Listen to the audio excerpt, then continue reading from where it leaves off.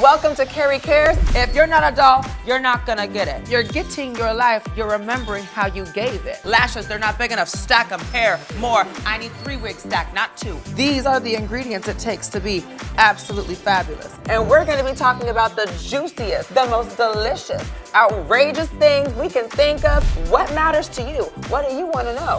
What can I potentially help with? First of all, like I said, congratulations on the show. I'd love to know how it first, was conceived, how it came about, how you first heard about it. Tell me the story, the origin story. Of course. So I think that it's like no surprise that I think me, myself, my fans, everyone out there, and World of Wonder, we're like, we want to see more of Kerri. So after season 14, I definitely did what I could to make a little splash out there. And I think that little splash turned into an even bigger splash. And the conversation started of what do we want to do next? Where do we want to see this going? What do you want to do going forward, Kerri? To stay on top of whatever your goals are. And I was like, I really have wanted to have like a TV show, but I made it very clear from the jump that I wanted something a little bit different. I wanted something that wasn't going to be just like your sterile standard everyday, like some random script made up like thing where it's very like inauthentic. I wanted to make something that was going to be very much kind of like conceptualized and created by the community, my fans, and just people who also wanted to see more of me. My biggest thing I was asking is, what would you like to see more of? So we started doing like some outreach and getting everything going through social media or at DragCon. We had the very funny, like super inconspicuous pink furry box. And it was like, if you ever want to see Kerri on like a television screen, you had a question for her, not that it might happen or not, what would you like to see? And a lot of people got excited, and we literally were able to build everything pretty much from like the concepts to some of the joke lines to the questions to even like the, of course, like viewers sent in questions, all of those things we were able to really build based on what the Care Bears wanted. And that's literally why the show is called Kerry Kares. She cares about you. She cares about herself. And we have like kind of topics for every episode. So it's like Kerri cares about X topic, and we get into that.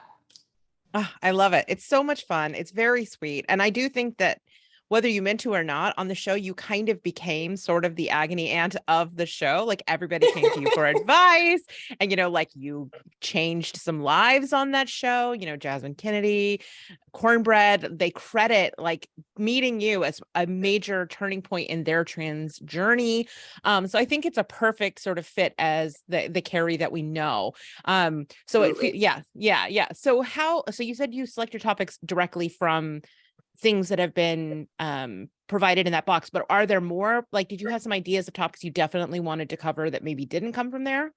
Absolutely. I mean, I think that like we wanted everything to start from what our core group was looking for, and then we kind of built on top of that. So like one thing that I was very adamant about is that I wanted to be ultra authentic. I wanted to make sure that I look at myself as borrowed, not owned, if that makes sense. So like my life here and how I live my life, I don't think of things as like, I need to keep all that stuff so personal, especially if it's a part of my story. So I wanted it to be super authentic. I pretty much buried my whole soul in some of the episodes. When it was time to be serious, we were serious. When it was time to be silly, we were silly. And I wanted that to really be the heart of it. I kind of wanted to be like a Z-Wave meets SNL meets Oprah. And just, amazing. Like something completely crazy. But I wanted it to just feel so authentic. And I wanted people to be able to leave each episode really motivated, or if they did have questions, whether it be how to apply mascara, how to pick up poop with nails, have a little brain scrub with some ASMR. I wanted them to feel like they got what they came for, and not just like a bunch of, I don't even know what this was, Yeah. You said something really profound, that you see your life as borrowed, not owned. Can you tell me what that means? So, I mean, I don't know. It's kind of like, it's a saying that I've always said to myself. It's something that, like, one of my morning mantras.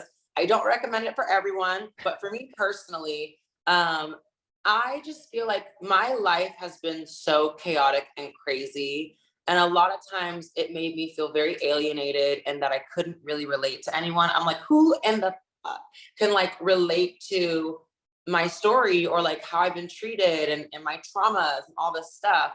And as I started to grow up and develop and kind of like coach myself and get therapy, my best friend, I talk about that a lot in the show, but like kind of like really heal myself and start to have a like healed idea of who I was like, okay, well, I want this. I want to be something major. I want to be something iconic, but not just because of what you might see on the outside or what you might hear from what I say. I want to really use my life that didn't make sense for so long to be a blueprint on how I can hopefully leave everything in this world better than how I found it. And because that is my goal, I look at my time here as borrowed. It's not owned. I don't own the rights to anything I did.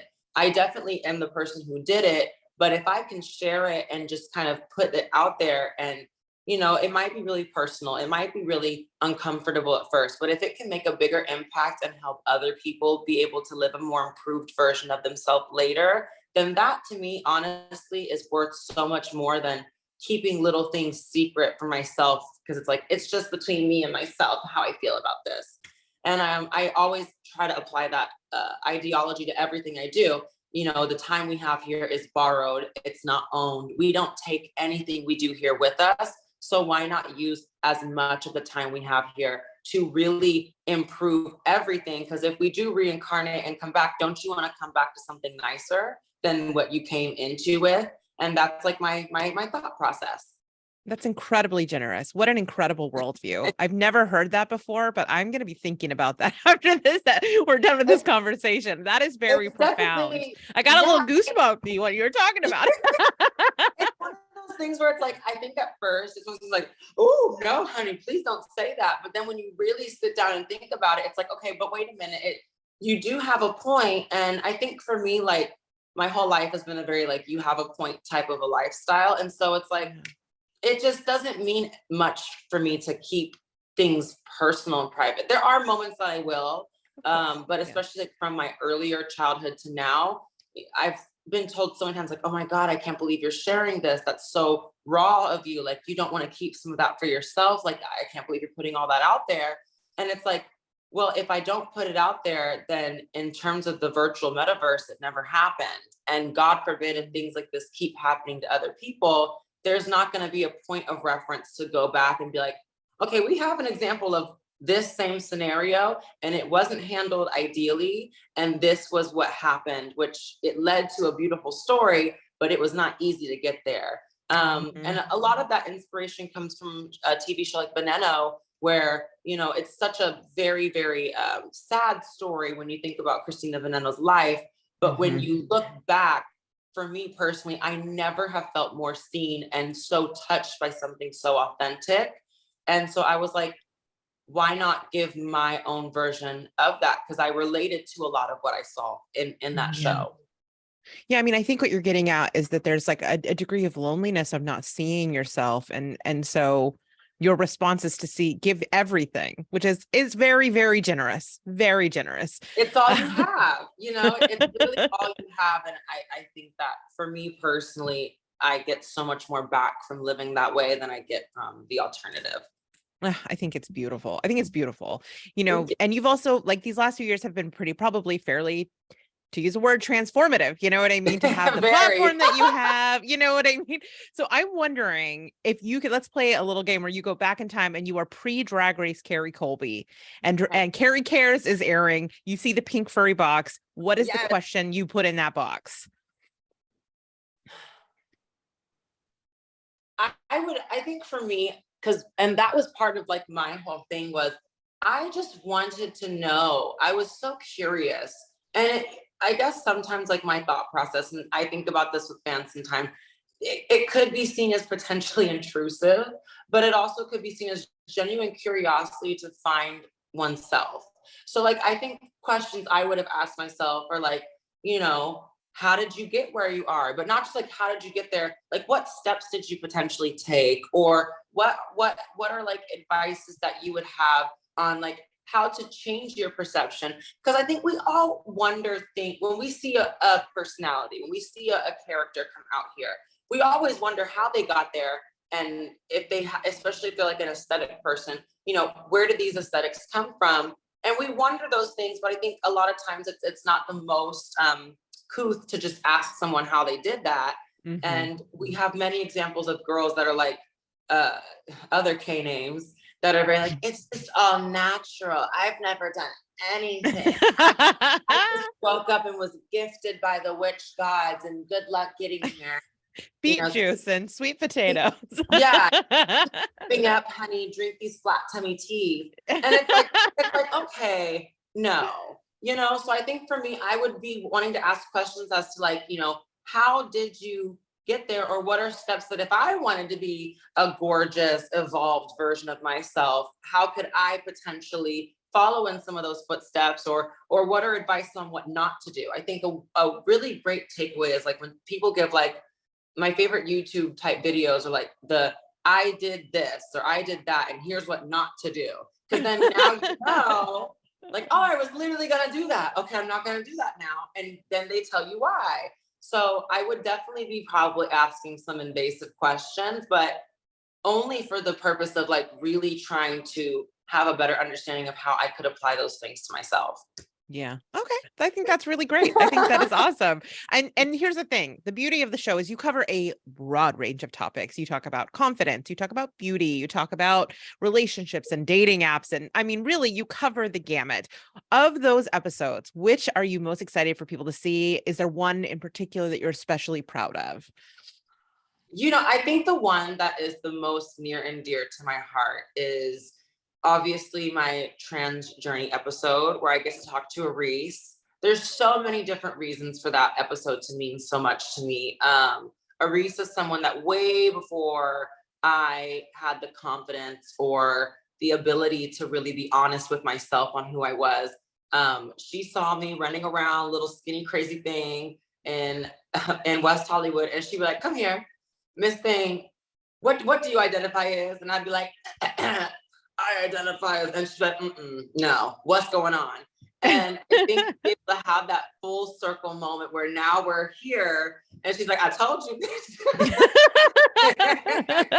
like, I completely told you. And just to really be able to share, like, I think what's so special is being trans women of color and having upbringings where, you know, it wasn't just bubble gums and candy pops being pushed up our booty holes all day long.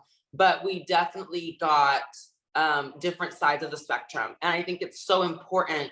For me, it was healing to hear how, you know, supportive her family became and how she had a really great end result with her journey. And then for me to kind of share the kind of like trigger warnings of you can be more accommodating and more empathetic, and you should be. But if you choose not to, there are consequences. And here is a very stereotypically accurate representation of what happens if there is no support and if neglect is just left unchecked. And I'm not a big crier, but when I was hearing our briefing before we were getting ready to put everything out, and I heard my own story repeated back to me, I really did break down a bit, because it wasn't necessarily because of what I was hearing was so hard to hear, because I've heard it, I've lived it, it's been my story. So if anything, I'm almost numb to it. But to hear it repeated back to me in terms of like fact, and not just like, you know, having weird people in my life that were trying to constantly tell me that I was imagining or that I was exaggerating or that I was causing very, very unreasonable things to happen to me because I was alternative to a evangelical lifestyle. So it's all my fault. Mm-hmm. To hear it replayed back and be like, no, you're valid. These things happen and these things weren't correct. And this is going to very much be able to, you're never going to hear those stories and be able to completely feel the same way you felt walking into it.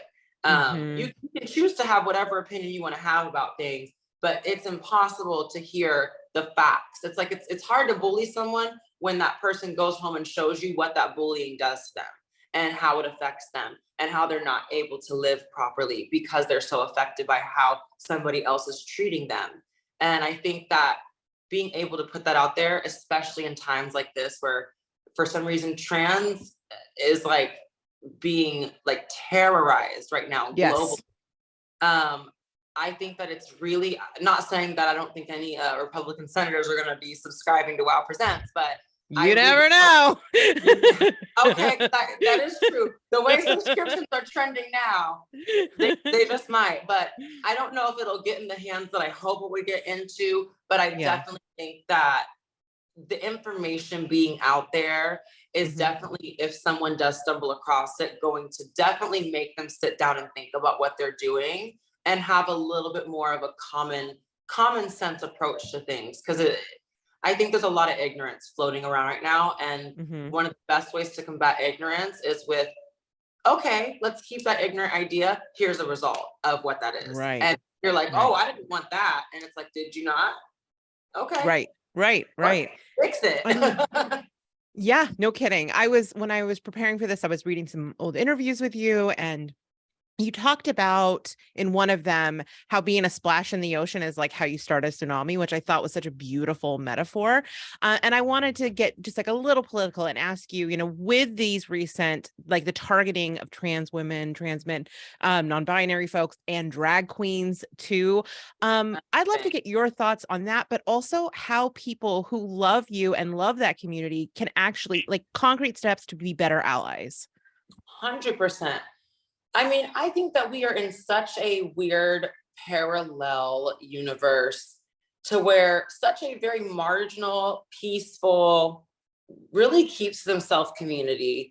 The queer rainbow in general, like we're not out here usually causing ruckus unless we are provoked or completely in the right to. Like we're not just out here causing disruptions and causing problems to inconvenience people's lives. We really keep to ourselves. We just want to be able to live healthy, happy, and successful lives. And we know more than anyone that if you can see her, if you can see him, if you can see them, you can be them.